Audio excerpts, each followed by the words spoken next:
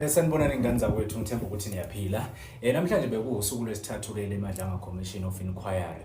Lapho-ke uMkhwanazi bekade ethula khona-ke ubufakazi bakhe, wayesesonga-ke nje kukona konke kusukela umhla ka-6 July kuze-ke kube namhlanje. Maningi kakhulu amagama awavezile osukwini namhlanje. Ngizozama ngakho konke kusemandleni ukuthi ngikucathulise nje nami ngendlela engikwazile ukuthi ngithole ngayo ulwazi ukuze sizohambisana. Ake siqale-ke. Siqala kuphi? Sizoqala laphayana kuNathi Mthethwa, lo owayengungqongqoshe wezamaphoyisa eminyakeni-ke eyedlule.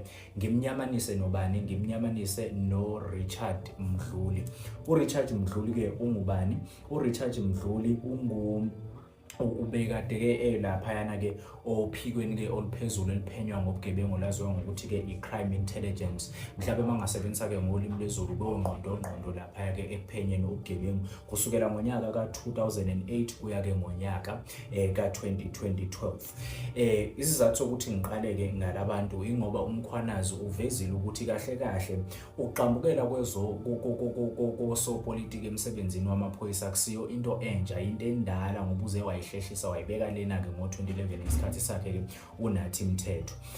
uNathi Mthethwa-ke kuthiwa-ke wacindezela-ke amaphoyisa noma-ke wayephoqelela-ke amaphoyisa ukuthi-ke eyeke ukuphenya iy'nkohlakalo eziyamaniswa nobani? NoRichard Mdluli. URichard Mdluli-ke wayesolekela kuphi-ke? Wayebhekene namacala noma-ke wayesolwa ngokuthi uney'mali azisebenzisayo zamaphoyisa ey'sebenzisela nje impilo yakhe ethi yena engahlangene nomsebenzi wamaphoyisa, kanjalo-ke futhi nokuphila impilo ewubukhazikhazi. Kuthiwa-ke uNathi Mthethwa wabe-ke esekucindezela lokho ecindezela-ke ababephenya. Yimagama-ke okuqala lawo esizoqala ngawo. Ngidlulele phambili ngoba ngifuna ukukumoshela isikhathi. Siza kubani-ke manje? Siza kuBhekicele noFroscan.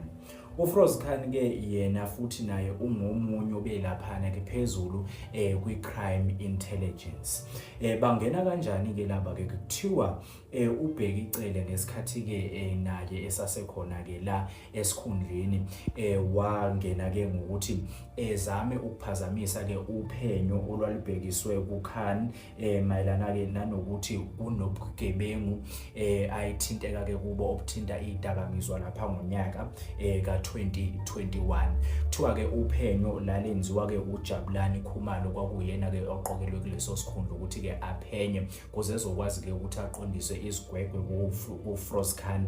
Kwase-ke kuthiwa uBhekicele-ke noma-ke uMkhwanazi usola-ke uBhekicele ngokuthi-ke amphazamise uJabulani Khumalo ngokuthi amtshele ukuthi-ke aka-resign emsebenzini ezokwazi-ke ukuthi-ke azosebenzela yena kwenye i-investigation ekwakufanele-ke ukuthi yenziwe. uMkhwanazi-ke ukholelwa-ke ekutheni lokhu nje kwakuyitulo lokuthi-ke uphenyo lungaqhubeki kuze-ke kuzovela iqiniso.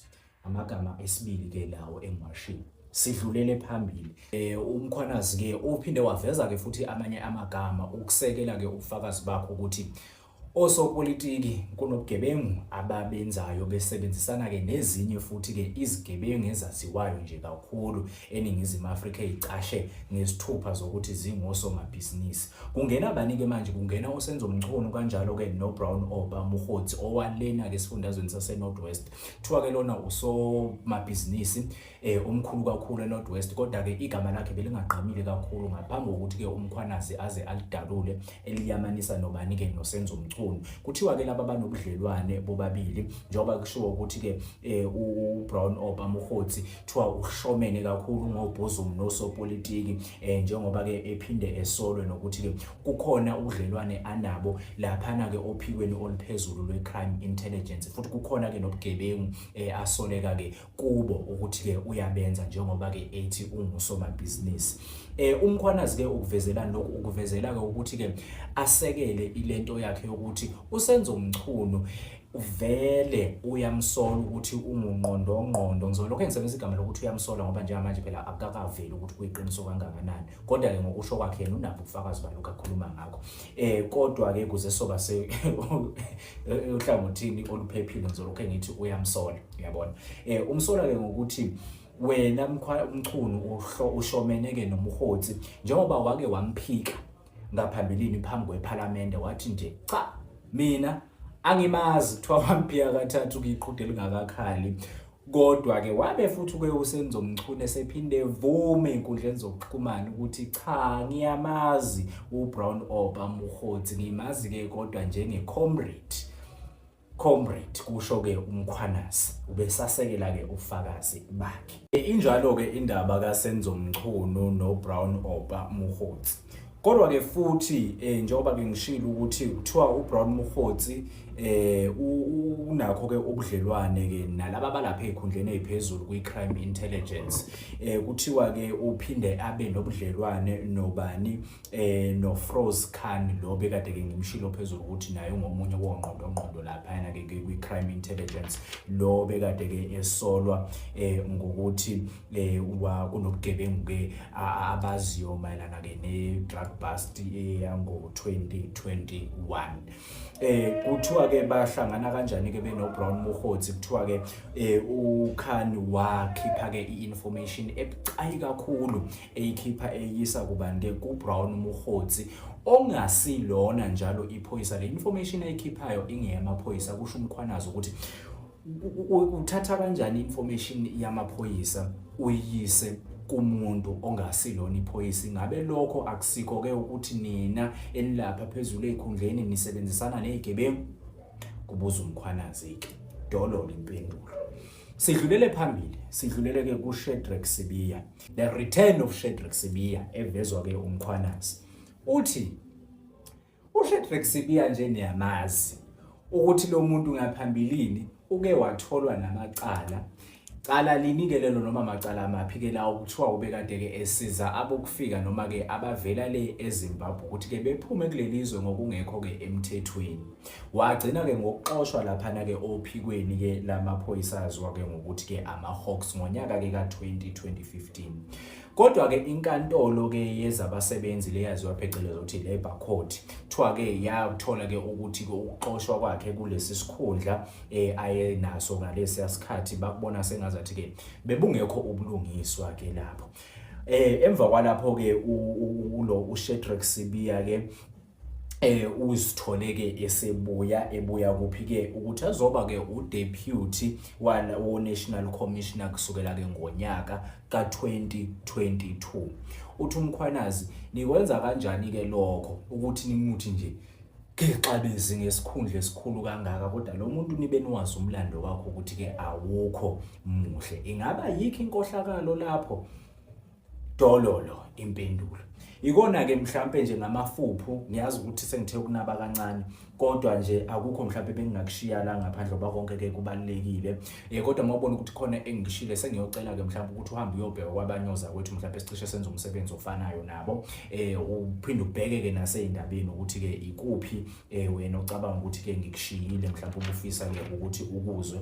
Kodwa nje kukona konke sengiphetha engingasho ukuthi kungigqamelile osukwini lanamhlanje ukuthi yazi lesi sithombe sihlale sinaso ngoMkhwanazi ukuthi indoda engahleki, indoda engangeneki, indoda okungekho lula ukuthi ukhulume nayo. Kahle kahle kuyabonakala ukuthi umuntu uyaphila futhi nezinhloso zakhe zithini. Inhloso zakhe nje ukulwela iNingizimu Afrika. Lokhu ngikushiso yini? Ngikushiso amancoko bekade lokho ewafaka nje kwikhomishana ngesikhathi ihlezi osukwini lanamhlanje kuhlekwe nje kujatshulwe. Kodwa okunye futhi okuphinde kwamgqamela ukuthi umuntu okholelwayo kakhulu emsebenzini wakhe, kanjalo-ke futhi nakuNkulunkulu ukuthi akukho okungenzeka phezu kwempilo yakhe uma inqobo nje yena esayimisela ngokuthi alwele iNingizimu Afrika. Uma nje ngingamquota esebenzise ulimi lamaGeba, uthe mangabe sephetha uthe angiyindawo inkosi isangigcinile. Indlela aphethe ngayo-ke leyo okukhombisayo ukuthi lo muntu uyakholelwa kuyena ukuthi na kanjani inkosi izombeka kuze kufezeke inhloso yakhe yokuthi aphenqe amabheshu emadodeni angontaba kayikhonjwa. Kodwa-ke namhlanje uyikhombile lezo indaba, asazi noma izodilika noma ngeke zize sidilike. Kodwa-ke futhi okunye ngiphinde ngakuthanda bangishilo ukuthi uMkhwanazi uphinde bonakalile ukuthi uwumuntu kunokunye nje akushilo ngesikhathi beze bembuza ukuthi kungani ngomhla ka-6 July wakhetha ukuthi ugqoke leya uniform.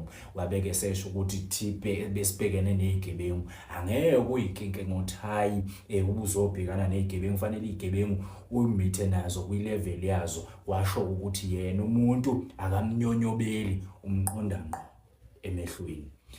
Yizo-ke lezo-ke esisonga ngazo. Angazi-ke mhlawumbe ukuthi wena kuthini ukuphawula kwakho-ke ngekhomishana-ke yanamhlanje, obekuyilapho-ke umkhwanazi ubekade-ke egcina khona-ke okwamanje ukuthula ubufakazi. Isazoqhubeka futhi ikhomishana ihlale, abanye-ke futhi nabo ofakazi beze ngaphambili bezothula-ke obabo ubufakazi. Yikho-ke okwenzakalile nje in overall osukwini-ke lanamhlanje.